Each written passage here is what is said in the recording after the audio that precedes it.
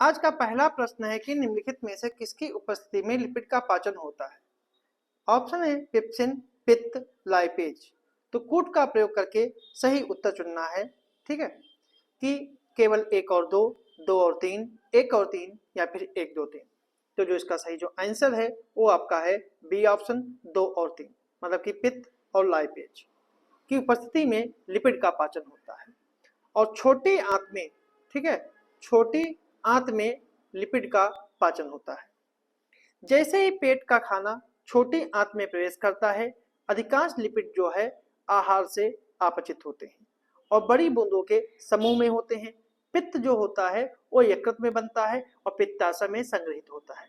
छोटी आंत के प्रथम खंड में ग्रहणी में निर्मुक्त होता है और पित्त लवण में एक जल विरागी यानी कि एक हाइड्रोफोबिक और एक जलरागी यानी हाइड्रोफिलिक पक्ष होता है। इसलिए ये वसा और जल दोनों में मिल जाते हैं और इनके प्रभाव से पायसीकरण बनता है, जिसका अर्थ होता है कि वसा की बड़ी बड़ी गोलियों को छोटी छोटी बूंदों में विखंडित कर देते हैं। पायसीकरण पाचक एंजाइमों को कार्य करने के लिए लिपिड के पृष्ठीय क्षेत्रफल को बढ़ाकर पाचन एंजाइम को उन तक पहुंच को अधिक सुलभ बना देता है। एंजाइमों के द्वारा पाचित होने वाले ट्राइग्लिसराइड्स के अग्नाशय के लिए आग्नाशय छोटी आंत में अग्नाशयी लाइपेज को स्रावित करता है। ट्राइग्लिसराइड वसी अम्ल मोनोग्लिसराइड को कुछ मुक्त ग्लिसरॉल में विघटित करता है। कोलेस्ट्रॉल और वसा में घुलनशील विटामिन को पचाने के लिए एंजाइम की आवश्यकता नहीं होती है। हमारे भोजन में अधिकांशतया लिपिड सरल वसा या ट्राइग्लिसराइड के रूप में विद्यमान होते हैं। लाइपेज जो है वो एंजाइम लिपिड के पाचन में भूमिका निभाता है और ये लिपिड को वसी अम्ल और मोनोग्लिसराइड में तोड़ते हैं। पित्त में कोई भी पाचक एंजाइम नहीं होता है, फिर भी यह वसा के पाचन और अवशोषण में महत्वपूर्ण भूमिका निभाता है और वसा का पायसीकरण करता है।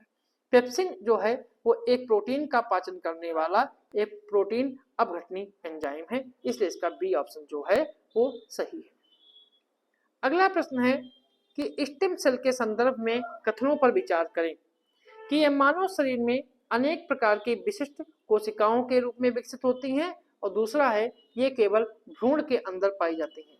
तो कौन सा कथन सही है? केवल एक, केवल दो, दोनों, या फिर दोनों नहीं? जो इसका सही जो आंसर है वो आपका है ए ऑप्शन, केवल एक, मतलब इसका पहला कथन जो है वही सही है।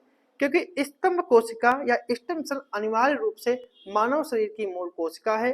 स्टेम कोशिकाएं दीर्घ अवधि तक विभाजित होने में सक्षम हैं और ये विशिष्ट नहीं है, लेकिन विशेष कोशिकाओं के रूप में विकसित हो सकती है।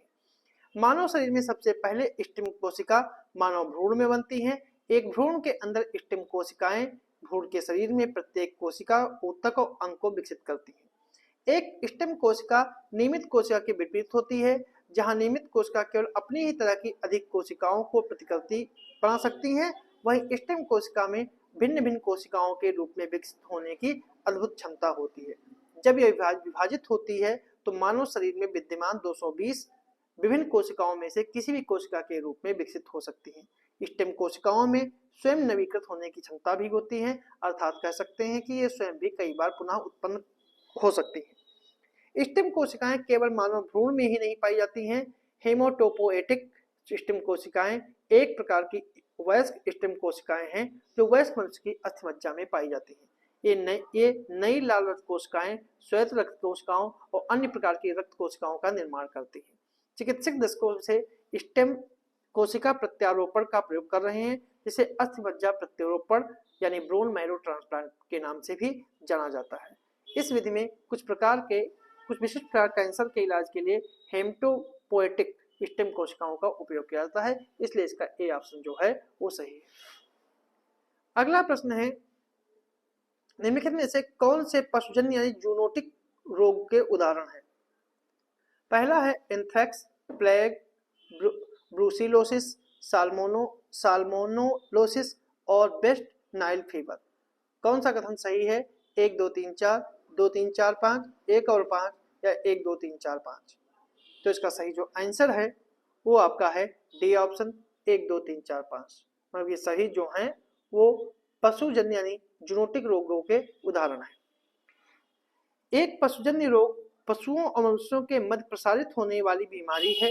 पशुजन्य रोग विषाणु, जीवाणु और परजीवियों और कवक के कारण होते हैं। इनमें से कुछ रोग बहुत आम हैं, जैसे anthrax, brucellosis, Lassa fever, Lyme रोग, monkeypox, rabies, salmonellosis, toxoplasm, typhus और वेस्ट नाइल फीवर इसके प्रमुख उदाहरण हैं।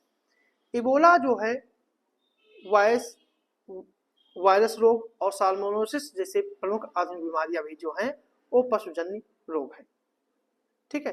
एंथ्रेक्स जो रोग है वो शाक भज्जी स्तनधारियों की बीमारी है। अन्य स्तनधारियों कुछ पक्षियों को इसके संपर्क में आने का पता चलता है। प्रभावी पशु के साथ टीकों के प्रारंभ होने तक, इसके व्यापक उपयोग होने तक विश्व भर में पशुओं में भेड़, बकरियों, ऊंटों और घोड़ों और सूअरों में जानलेवा बीमारियों से इसका एक प्रमुख कारण था। प्लेग जो है एक संक्रामक रोग है जो यर्सीनिया पेस्टिस जीवाणु के कारण होती है। ठीक है।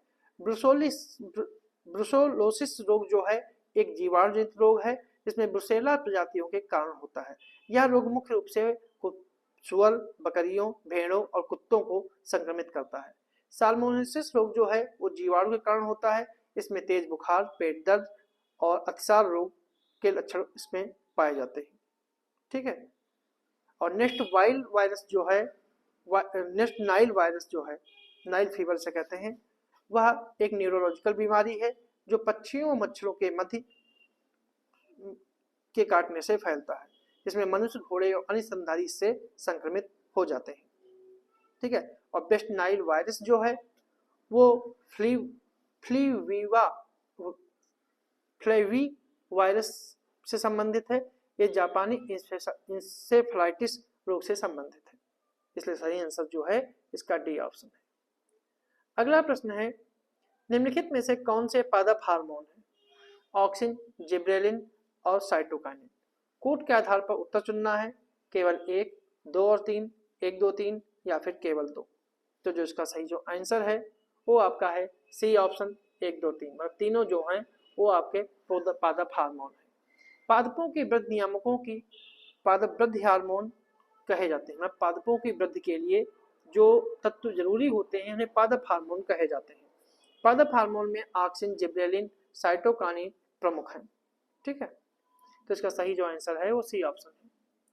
अगला प्रश्न है, सुर्खियों में रहने वाला ह्यूमन पैपिलोमा वायरस टीके निम्नलिखित में से किसके विरुद्ध सुरक्षा प्रदान करते हैं? एड्स, ग्रीवा कैंसर, चिकन पॉक्स, खसरा या रूबेला। तो जो इसका सही जो आंसर है वो आपका है बी ऑप्शन, ग्रीवा कैंसर। ठीक है। ह्यूमन पैपिलोमा वायरस जो है वो ह्यूमन पैपिलोमा वायरस के संक्रमण से रक्षा प्रदान करता है। ठीक है। इसमें ग्रीवा, पेनाइरोमल और योनिक कैंसर शामिल है। ठीक है। अगला प्रश्न है, निम्नलिखित में से कौन से जीवाणु संबंधित रोग है? कौन से जीवाणु संबंधित रोग है? डिप्टीरिया, टिटनेस, कुष्ठ रोग और पर्टुसिस या कुकुर खांसी। तो कोड के आधार पर चयनित करना है, 1, 2, 4, 2, 3, 4, 1, 3 या फिर 1, 2, 3, 4। तो जो इसका सही जो आंसर है वो आपका है डी ऑप्शन, 1, 2, 3, 4। क्योंकि जीवाणु सूक्ष्मदर्शी एकल कोशिकीय सजीव होते हैं जो पादपों, पशुओं और मनुष्यों के शरीर के ऊपर या भीतर रहते हैं।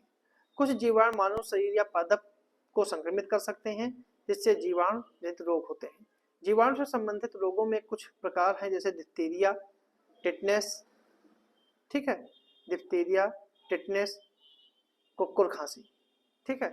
कुष्ठ रोग जो है, ठीक है, वो एक संक्रामक रोग है जो माइक्रोबैक्टीरियम लेप्री के कारण होता है। ठीक है। तो इसलिए सही आंसर जो है, ठीक है, कुष्ठ रोग भी माइक्रोबैक्टीरियम लेप्री जीवाणु के कारण ही होता है। इसलिए इसके 3 और 4 ऑप्शन जो हैं वो सही है। ठीक है। तो ये थे हमारे आज के कुछ प्रश्न।